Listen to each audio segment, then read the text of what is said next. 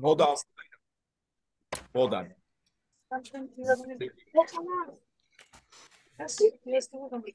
Okay.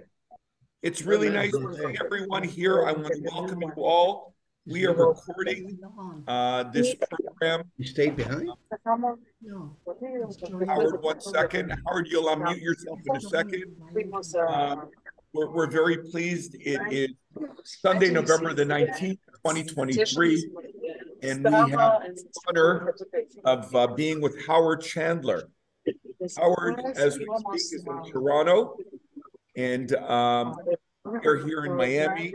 I am here in Miami with a nice group here in person and then watching online. And really pleased to have people not only from Canada. I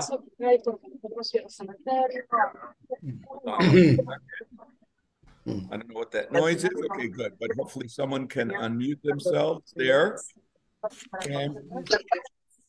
And we want to tell you that we have someone actually here from Poland. Mel Mann, a dear friend and a good friend of Howard's for many years, is with a group in Poland as we speak, and it is now approximately 5:32 p.m. there. He just finished a long day in Auschwitz and Birkenau with a group, and he's with us today on a bus.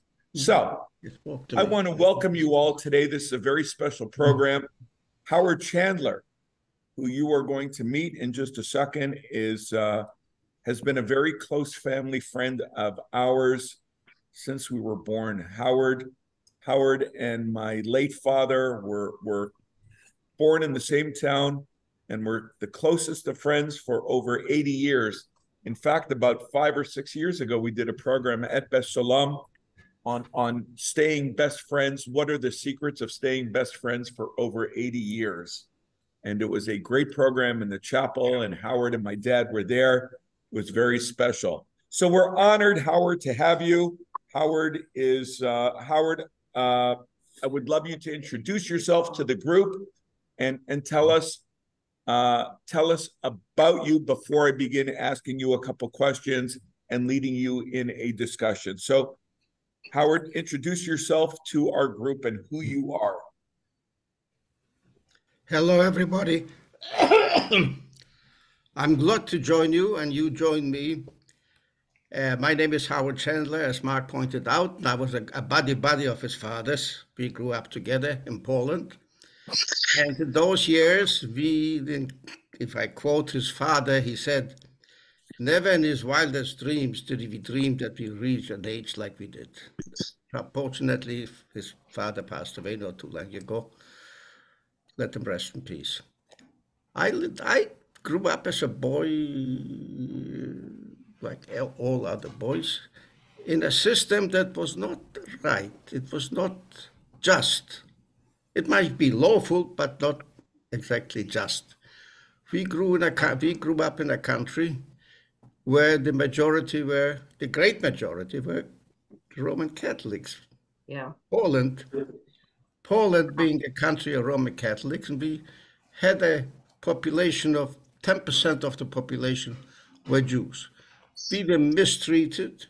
We were singled out for the worst possible way, in the most possible ways, but we didn't know any difference. Anyway, as a boy, what I remember as a boy, we accepted it as the way of life.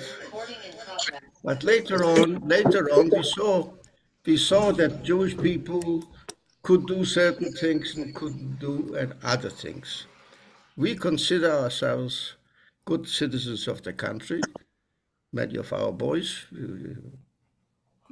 were in the army, if this is any indication of being a loyal citizen, but we were not treated right. And this was anti-Semitism. I remember just like today, in my school, we had one teacher, I forget her name, it was a lady teacher. She had 2 boys in our class, and they were not good students at all. And she berated all the Jewish school kids with open anti-Semitic remarks. It made us feel terrible, terrible, terrible. This reflected on the way the Catholics treated us too.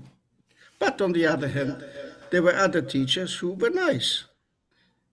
They were different people. So we cannot say that a certain segment of population or country people or national people, that they are good, they're bad. They're good people and bad people all over. But to live in a country constantly being singled out for poor treatment, this reflects on the rest of your life, how you behaved, how you treat others, and how you perceive others to treat you. And anti-Semitism was a way of life that we didn't know any different. But in those years, and I'm talking about before the war, the only way to do, some people were able to emigrate if a country would let them in. America was the first choice, or Palestine, then administered by the British. They had a key of how many people will be let in and how many not. So we were kind of stuck. Some people saw what is going to happen and emigrated, but very few did. For different reasons. You didn't want to leave the family behind, you didn't want to leave your houses or your other acquisitions that you had, didn't want to leave. So we were stuck. We were stuck until the war broke out, and it was too late. So this anti-Semitism stays with you. And my way of thinking now is whoever controls the educational systems in a country controls the way the population thinks and behaves. It is very important, especially now when we see these riots going on, that university students, young people, mostly young people you see, they don't see any old people on the streets rioting. And also the teachers, the professors, when they're being interviewed, they are not even-handed. They don't teach what they should be teaching. They should be teaching the children, the students, what to think, not how to think, and what not to think. Howard, Yes. I wanted to ask you this. You as a Holocaust survivor, having survived Auschwitz, having gone through your experience as one of the boys in Great Britain and coming to Canada, and we always hear the words never again, and we grew up with never again after what we went through, what you went through, my dad and so many people during the Shoah. How did you feel on that morning of October 7th?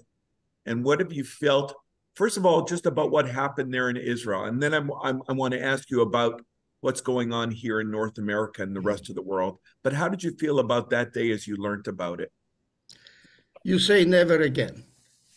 Never again what?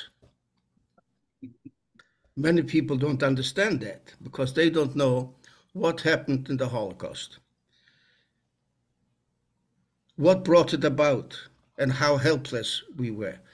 I am sure that the Israeli army, who we are proud of, are fighting for themselves and for us as well.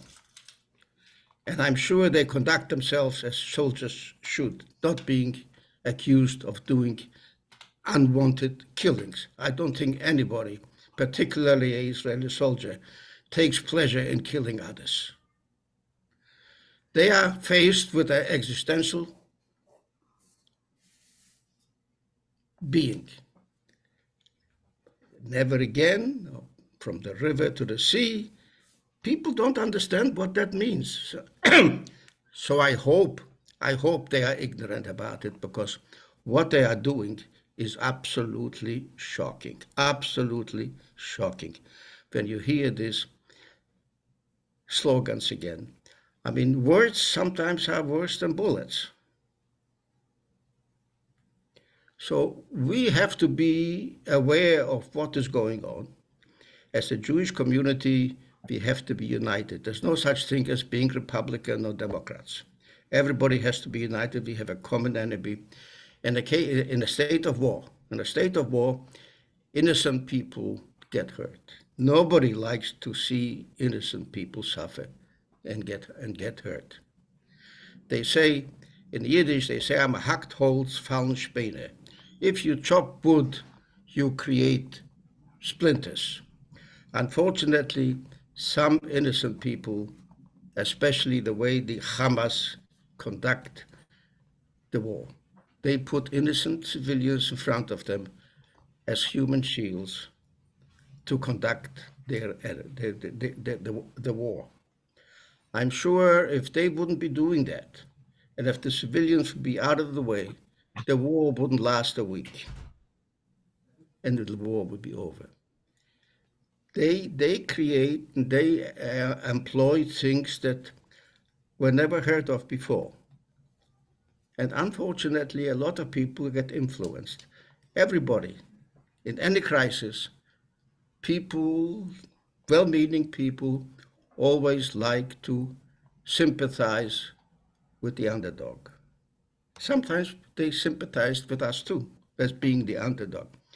Now they see the Palestinians as underdogs, but they don't see the whole picture.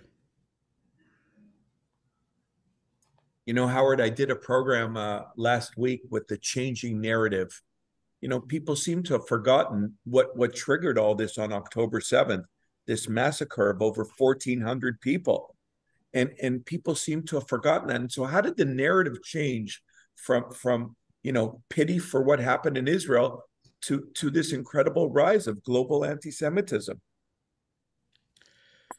Well, this is due to the present to the present way of doing things.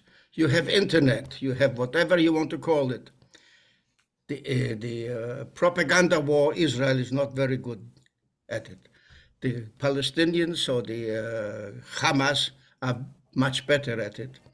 And they influence a lot of people. They are the sufferers, and we are the bad guys, and we are the sufferers, and we are being killed, and this and that.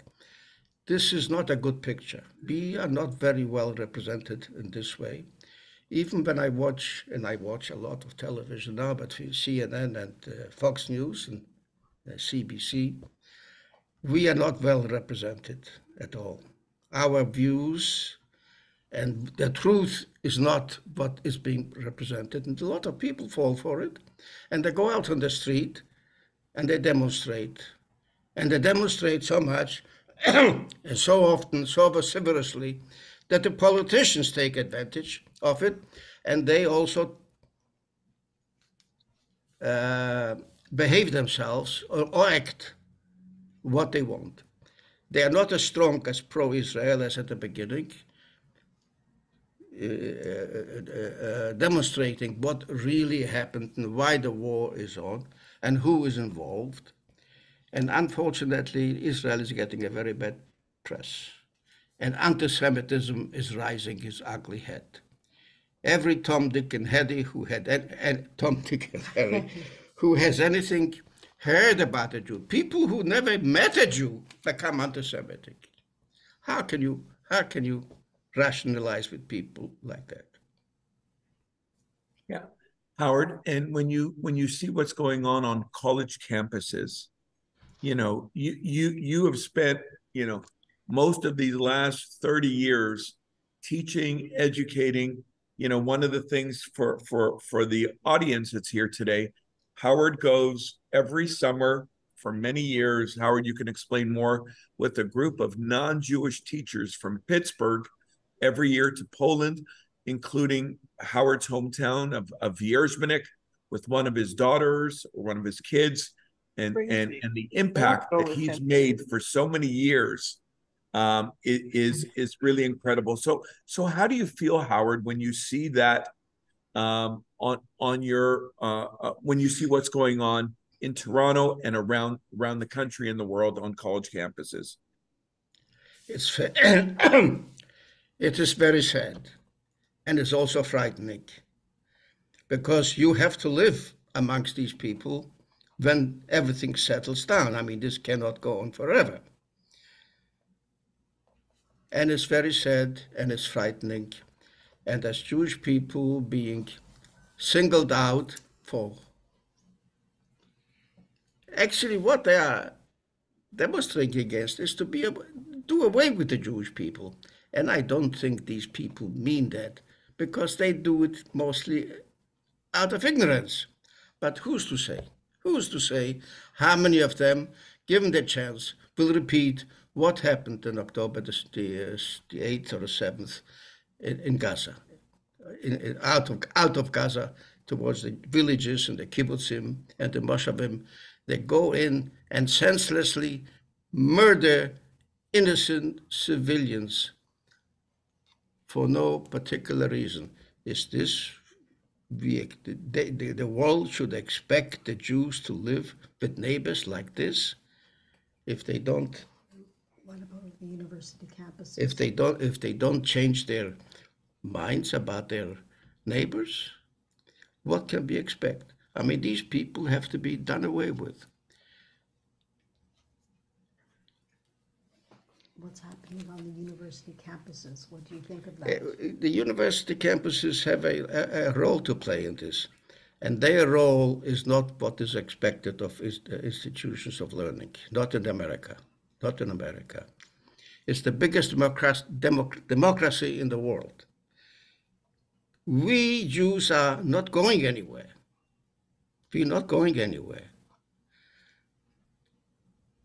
We have to stay, live where we live, create a life for ourselves, a safe life for ourselves and our children and grandchildren. We have to stick together, put our minds together to counter all this propaganda, what is taking place now. I mean, when you see so many demonstrations, I only saw one big demonstration in Washington with the Jewish people. What is happening with the Jewish people in America? And I'm sure there are some Jews also demonstrate for Hamas, unfortunately. You know, Howard, a number of us that are here and that are on the Zoom call were in DC this past week. We were fortunate to be among a group of almost 300,000 people on the mall, and we heard politicians from, both sides of the aisle speaking, and we heard hostage families speaking. Is in your view, is there a point that we can be optimistic about the future? And I want to hear it from your mind as a Holocaust survivor. Well, as a Holocaust survivor, but and my age too. Howard, tell everyone how old you are. Kanena Hora. Tell them. I know the answer. Go ahead, Howard. I'm going the next couple of weeks. I'm going to be 96. You know what, Howard? I know everyone who is watching, the people here and the people on Zoom are saying it is unfriggin' believable, Howard. Kanena Hora. And I've got to tell everyone, because just a few months ago, Nav and I were in Toronto, and we saw Howard, of course, for coffee and for breakfast. Howard drove to the restaurant and insisted on paying the bill at United Bakery.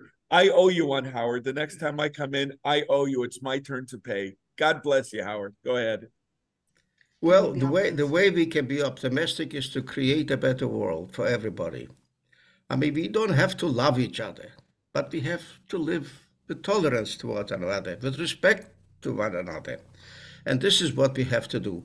But what we are seeing now is very, very, very disappointing, absolutely disappointing. And there's a war going on, civilians are getting hurt, and all you hear is the voice about certain civilians are being hurt. How many Syrians are out of Syria now as refugees? What is going on in Darfur? What is going on in the Sudan? Nobody is saying anything about them.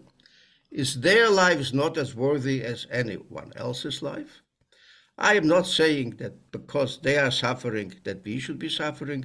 What I am saying is we have to create a world where everybody lives a life in peace as best as they can be prepared in a system of politics, a system of education, and so on. Nobody has to go hungry. Nobody has to sleep without a roof over their head. There is enough for everybody.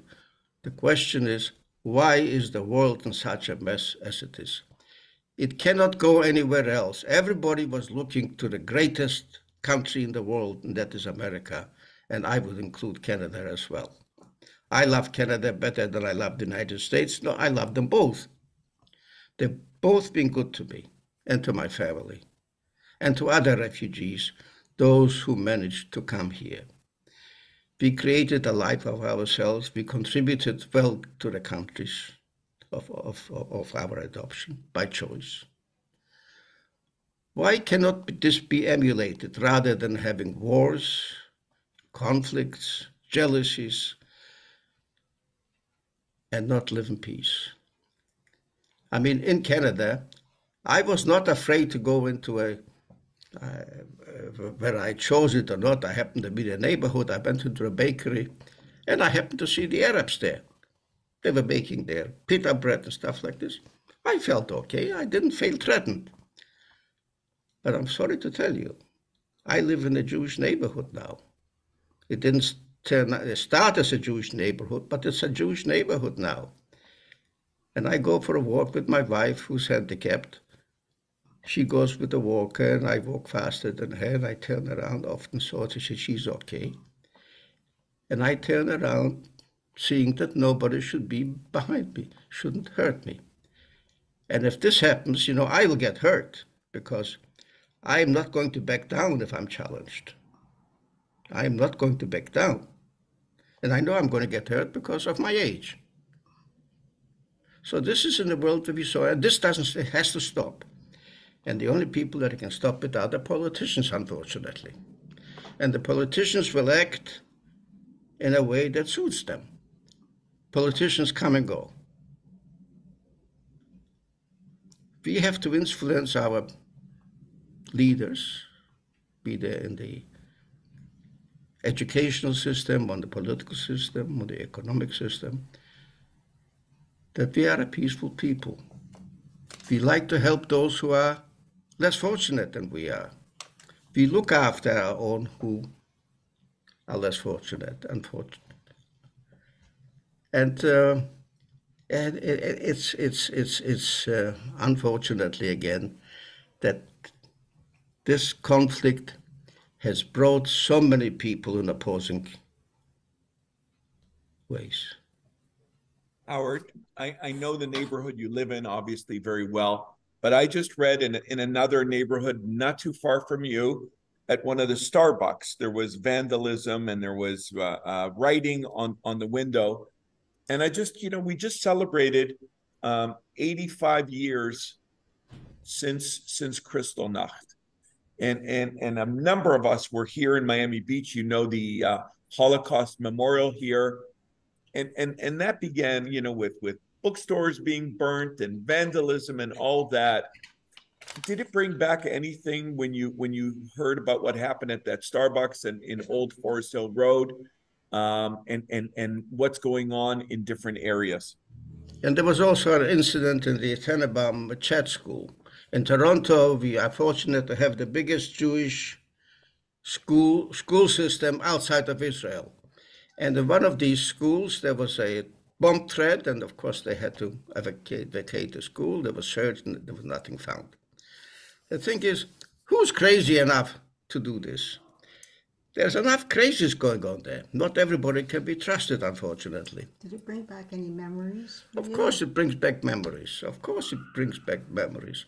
If it isn't in one place or one time span or another, it always brings back memories. We happen to be singled out by a system, whether it is politics, church, religion, economic systems. We always seem to be blamed for the misfortunes of everybody else.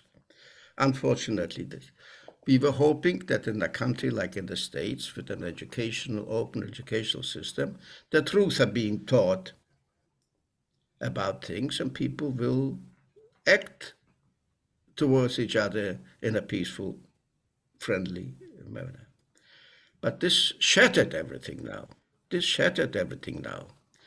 This thing is not going to go over so soon, and the debris is going to go on for about 10 or 20 years from now, what is happening now. What? Howard. Let me see where Howard is. Howard, come back. There you go, Howard. Good. Howard, tell us a little bit about what your plans are. Are you continuing to take groups? Has this changed anything as you plan for next summer with the poll? And tell everyone about the group that you take every year.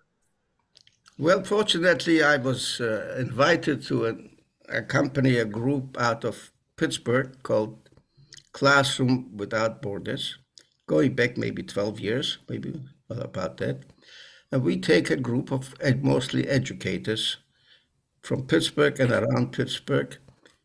We go to Poland and we go to the concentration camps, to the extermination camps. And my agreement with them is, if we go to Poland, I want you to come to my hometown. And every year we go, we establish good relations with the local municipal authorities. We take care of the Jewish cemetery. We make sure we don't care. It's being taken care of either by us or by the municipality or by somebody that we appoint or ask. And we created good relations. Amongst these who go with us, they are students. Mostly they are educators, school teachers, principals, administrators. And there's a number of students. And we try to have these students also meet students from the local schools in Wierzbik. And we were successful up to a point, because we usually go, it happens to be holiday time, so the schools are not in function. But those times that they were in function, the school kids were managed to interact with the local Polish school children. We made good friends there. Not all the time, but most of the time we made good friends with whom we are in touch with. And we managed to have them agree to have some kind of acknowledgement that there was a Jewish community there, existed, and what happened to these Jewish people. And there was a plaque in the market square in Poland, in the small towns. The market square was the center of activity. So they put up a plaque there honoring, in remembrance of the Jewish inhabitants of the town. It was written in Polish and English and Hebrew.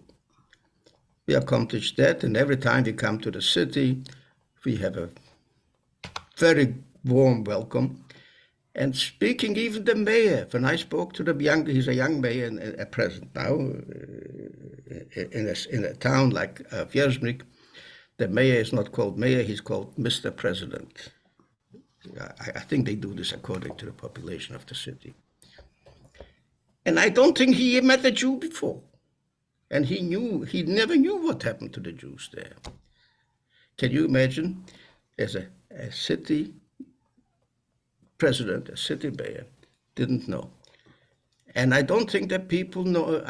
When I go in the marketplace and I try to approach some people who happen to be elderly and try to pick their minds, asking them if he knew anything about the Jewish people. Hardly anybody knew anything about the Jewish people, even those people who occupy Jewish houses, that they're in front of the houses, they didn't know. So education, in my way of thinking, is the most important thing that you can inculcate a population as to how they think. And it isn't to say that the Catholics are better than the Jews and the Jews are better than somebody else and somebody else is better. Nobody should be above you. Nobody should be below you. You are just as good as anybody else. And this is something that we have to strive for. And every year we take 75 educators. Yeah. And usually when we go with this group from Pittsburgh, there's about usually 1 or 2 buses, between 40 and 60 people. accompanied by historians, educators, and so on. I am sure that Mel Mann, who's listening in, I understand, is at present in Poland taking a group of his congregants, I believe, from Miami to Poland. Mel Mann is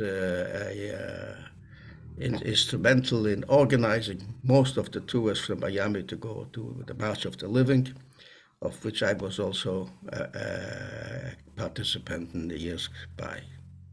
Howard and my late father, Howard's son Mark, and my two siblings and me in 1994 went to Poland to see their hometown.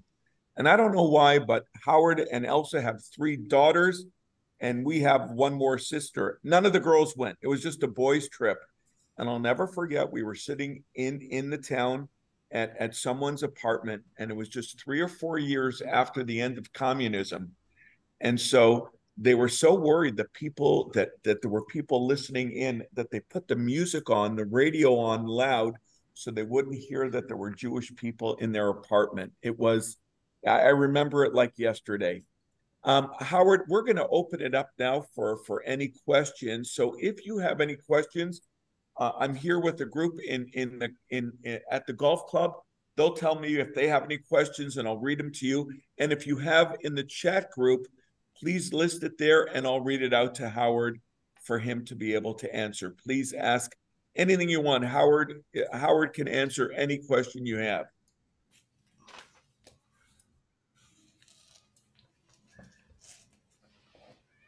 Hetty, are you with your dad? Yes, I am.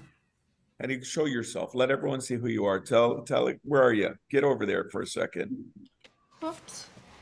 Hetty and I are Hetty and Bonnie and Joyce and Mark are long time. We all grew up together, and Hetty goes with her father to Poland each year, or Bonnie and accompany Howard on the trips. Hetty, thank you so much for being here. Anything you wanna comment on about this whole situation and how you feel as a child of a survivor? Because there's no question. I'm looking at the group that's here in person and also on the Zoom, and I know children of survivors. You know, we grew up with a different philosophy, just because of our family's experiences. So, I'm just curious, how do you feel about everything that's going on now and in your situation in Toronto? I think it's absolutely dreadful what's happening, particularly with the demonstrations, the threats of violence, the threats of bombs going off at schools that my nieces and nephews went to. It's an awful feeling, and it's a feeling of when you have so much strength from your parents and seeing what they live through, and then you start feeling weak again. The weakness that comes back is overwhelming for me, and I'm a pretty strong person, and I give my parents credit for that. I also, as my father said, the politicians and the educators are the ones that are going to be able to make the change. And we can't stay quiet. Being quiet about it is not going to help us.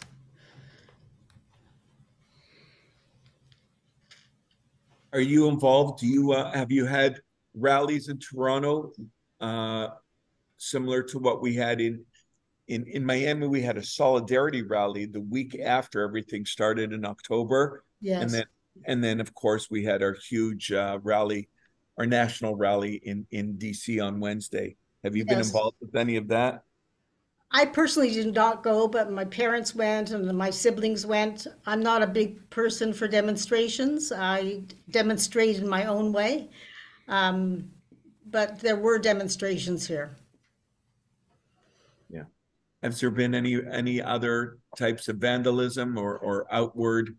We've had things here, and we're all inundated. Howard mentioned about TikTok and social media. in what's up today, it's so easy to communicate. I'm sure, like anyone here in the group that's with me and on Zoom, inundated with videos and comments and social media pieces on from the we see what happens from the pro-Hamas side and the pro-Palestinian side, and then of course for Israel. How is it there for you? It's very bad. It's scary. There's command centers set up in the largely Jewish communities. There's huge police vans like I've never seen before, which they're called command centers. There's police presence everywhere. There's double police presence at the synagogues and at the Hebrew day schools. And Baycrest, yeah. And Baycrest, there's a command center, which is the seniors building. It's terrifying. It's just terrifying. You just want to stay in. It's like back to COVID times where you don't want to go out and you don't want to talk about being Jewish because there's danger again for being Jewish. And you are speaking to impressionable minds through the internet and all the other medias. To impressionable minds, to people who cannot comprehend the intricacies of what is going on, who is who's doing what to who. It is absolutely frightening. I mean, we have to deal with it. I mean, you cannot leave it to others. Everybody has to do their bit. And don't have to leave it to others. You have to get involved. Thank you, Howard. I'm sitting next to Charles Citrin. Charles has a question for you. Hi, Howard. We met in Israel one time. We walked together, but you walked too fast. I couldn't keep up with you. I'm sorry. So my father was born in Warsaw in 1906, came to the United States in 1920, lived through World War I in Warsaw. When he went back to try to talk his family into coming, they didn't have any not understanding, but they couldn't believe what was going to happen. When did your parents realize how bad it was in Poland? They didn't realize it until it was too late. It's as simple as that. We were abandoned. We were segregated. We were stunned to what is going on. We didn't know what the next day is going to bring. What was happening from day to day, the next day was worse than the day before. We were helpless, absolutely helpless, without any communication. And unfortunately, the powers that be did to us what nobody expected. It never happened before. It couldn't be compared to previous events. And the end was the Holocaust. I come from a family of 4 kids and parents and grandparents, uncles and aunts. Luckily, in the situation, my family, my brother and I survived. We survived in forced labor camps, in concentration camps, including Auschwitz, Buchenwald, and Terezin in our case. And we just barely survived. If the war would have lasted another week or 2, we wouldn't have survived either.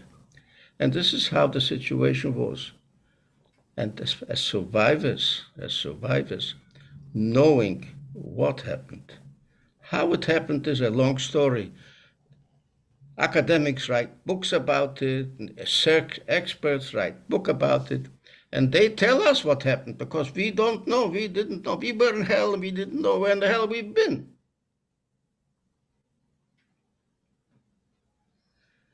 And those who are interested in it, and there's very few people that are interested, they can read all these books. And if an academic writes a book, of course he has to have the dates, the numbers, the times, and who did who and who did what. And this is how the world is now. And they want to repeat the world like this? I don't think we should let it happen again. And this is, I think it applies the word that says never again. Thank you, Howard. Thank you. Wonderful. Yeah. Come on over here. Howard, we have another question. This is a member of our congregation, Bill Rohde. Bill, this is Howard and Hetty. Bill Rohde. Hello, Howard. Hello, Hetty. I come from hello. I come from an entertainment background, and I'm Tell everyone what you did. well, it's too long of a story. Give it a 5-sentence story. Okay, so okay. I did 11 years in the military combat and 10 years with HBO and 25 years taking entertainment around the world. And then last career was all with global health. I, like a lot of people, are very frustrated, and you addressed it, by the gap in, I guess you could call it education, on what the world has seen on October 7th and the moral equivalency frustration that I find with the Palestinian situation. And my question, if you will, to both of you, do you think the media has unfairly portrayed October 7th? One of the things about the Holocaust we all know is that there have been movies and documentaries and et cetera, but the images are out there on October 7th, but really have not been shown on media because they're too horrific and out of respect of privacy for the people. But yet you see the images in the Gaza of children that are bloodied or whatever, and even though the soldiers have been very careful, the Israeli soldiers. So I don't know if you could just comment on my frustration, and I'm sure others, that there just seems to be a gap in understanding what really happened on October 7th. What really happened is the truth. Unfortunately, the perpetrators were taking the evidence. They were taking the movies and they were sharing it with their cohorts, how they were dealing with the Jews, how they exterminated the Jews, no matter whether it was a baby, a youngster, an old person, or even some Holocaust survivors, that they murdered, butchered, cut to pieces. I mean, if you want to kill somebody, put a bullet to the head. They don't have to cut you up. They don't have to dismember you. They don't have to cut the bellies of pregnant women and killing the baby. What kind of people are we dealing with here? What are they trying to shock us into non-resistance, to be laid down and be killed? Never again. Jews are not going to do this again. You think the media Unfortunately, we have to live with this. We have to live with it. And the media's portrayal was to show what actually happens. Like you mentioned, it was so terrible, so unimaginable, that they didn't show everything because it would traumatize people. But the evidence was there. Soon as the demonstration started, they started to show less and talk about the other side. They forgot what happened on October the 7th.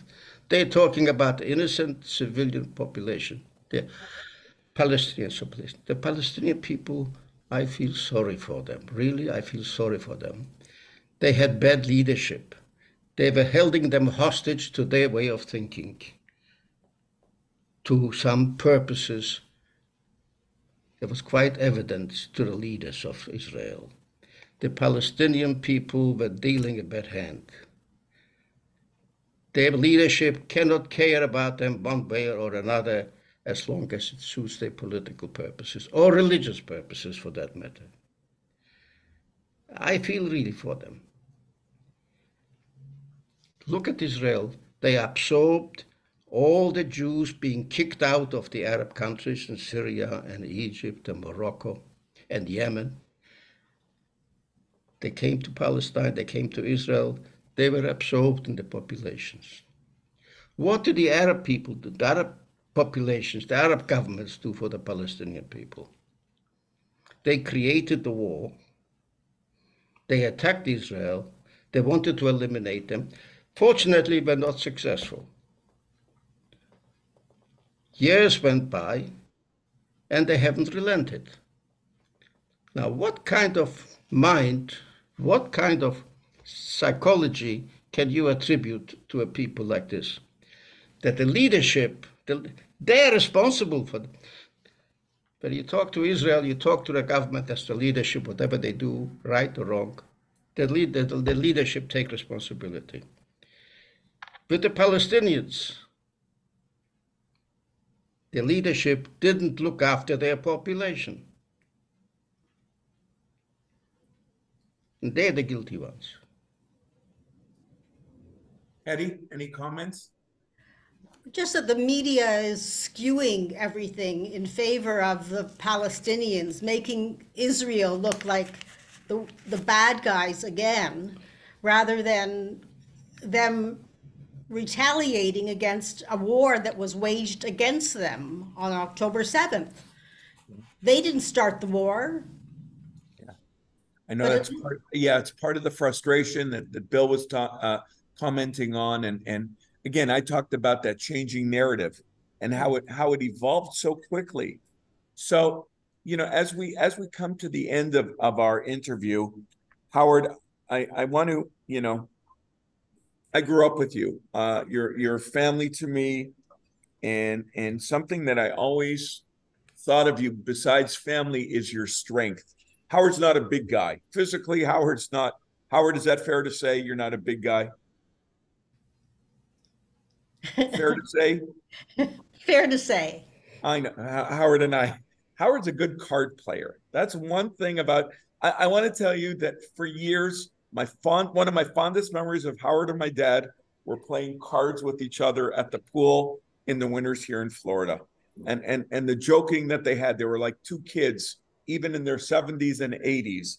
And Howard, it's your strength that I've always admired, your resilience, you and Elsa, and the way you've raised a beautiful family, and how even at age, God bless you, 95, you still continue to show that strength and set examples for others. It was really important for us, Howard, to get to hear from you and hear your perspective. I want, on behalf of everyone here in Miami Beach at Temple Beth Shalom, you're always invited when you come back down, Howard. We're waiting for you to come back. All right? Don't say no. Say maybe. Say maybe. Maybe. There you go. I always had a good time when I come to Beth Shalom. I always had a good welcome from the greeters, from the congregations and the people I sat with and the clergy. And I always had a warm welcome there, like I say, and I always enjoyed being with you at the congregation. I knew many of the congregants. Thank you, Howard. Howard, thank you so much for being with us. Hetty, we appreciate Bonnie, everyone there for setting this up for us. Stay well. I'll call you when I get in a few weeks, Howard. We'll get together. Thank you very much for listening. You're getting a round of applause here, Howard. You're getting a round of applause. That never happens in any speaker I've ever dealt with. Sei gesund. Thank you. Bye, Howard. Take care. Thank you, everyone, for being here today. Take care. Thank you all. Bye-bye. Thank you, Howard.